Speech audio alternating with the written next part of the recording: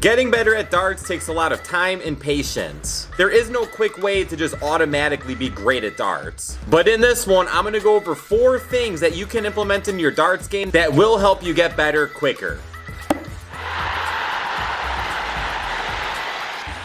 The first thing that you have to realize is that your darts throw will change a lot over time. I feel like some people get a grip that they really like and a throw that they really like, and they just think they're gonna throw like that for the rest of their lives. And then when things start not feeling so good, they continually try to make that same throw feel comfortable again. Now the reason I'm adding this into the countdown is because if you get stuck on the same throw that doesn't feel good anymore, it's gonna slow down your progress. So if your throw is starting to feel off, you have to know that your throw will change over time, so experiment a little bit with different throws. Now I'm not telling you to completely change your throw. It could be as simple as moving 1 inch to the left on the dart line. But once your throw that once felt good starts feeling a little uncomfortable, don't hesitate to try new things. And through trying new things, eventually you're gonna find that throw that feels great again, and you're gonna start feeling comfortable with your darts. And usually once this happens, you're gonna throw better even than you were before. You can go back and look at a lot of professional darts players, look at their throws from way back in the day versus now. None of them throw their darts the same. So understand that your throw will change over time,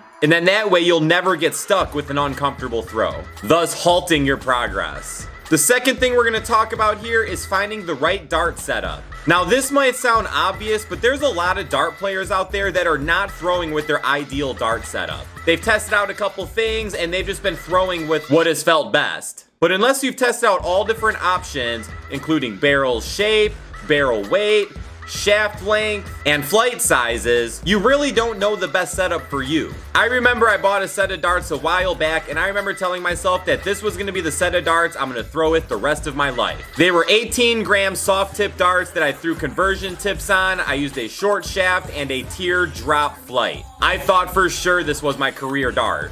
After throwing with it for 5 years, I had a tournament that I felt so bad I told myself that I need to get new darts. I completely changed my whole setup, and it felt like just overnight my darts got way better. I was able to go to the dart store, I tried out multiple sets of darts, I was trying out multiple shaft lengths and different kinds of flights. And I was there for a couple of hours until I decided on the right setup for me. Now I understand that this isn't so easy for a lot of players, as a lot of players don't have a really nice dart store next to them, but it's really not too expensive to buy a bunch of different things and try them out at home. The most expensive thing is of course going to be the dart barrel. I recommend just starting with a straight barrel. From there you can play around with it and find the grip that fits you, and then you can figure out the barrel shape that fits your grip perfectly. And then I would buy 3 different size of shafts. You can get a short shaft, a medium shaft, and a long shaft, and I would try out 2 or 3 different flight shapes. With this setup, you can try out so many different combinations, and eventually you're gonna find the one that fits your grip perfectly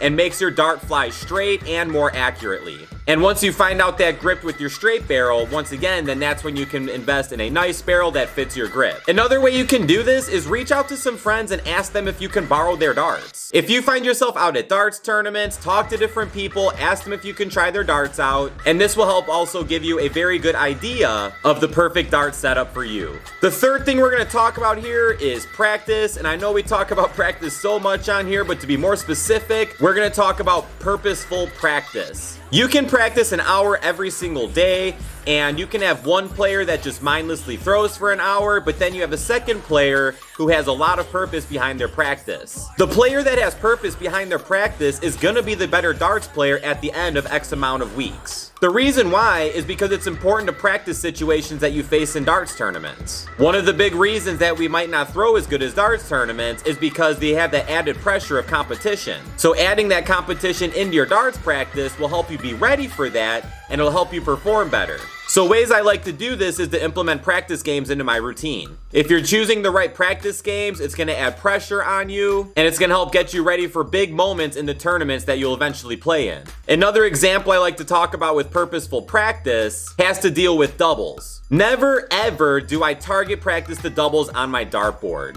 If I want to practice my double 20, I will tell myself I have 40 left and I have to take it out. The reason why is because in an actual game of darts, if you miss low on that double 20, you have to move to the double 10. Never in any game of darts can you miss low on the double 20 and then hit the double 20 with your second dart and win. It's always gonna be a bust in a real game of darts. So that way, I never practice that way because it's not something I'll actually approach in a game. So always practice situations that you'll find yourself in actual darts games.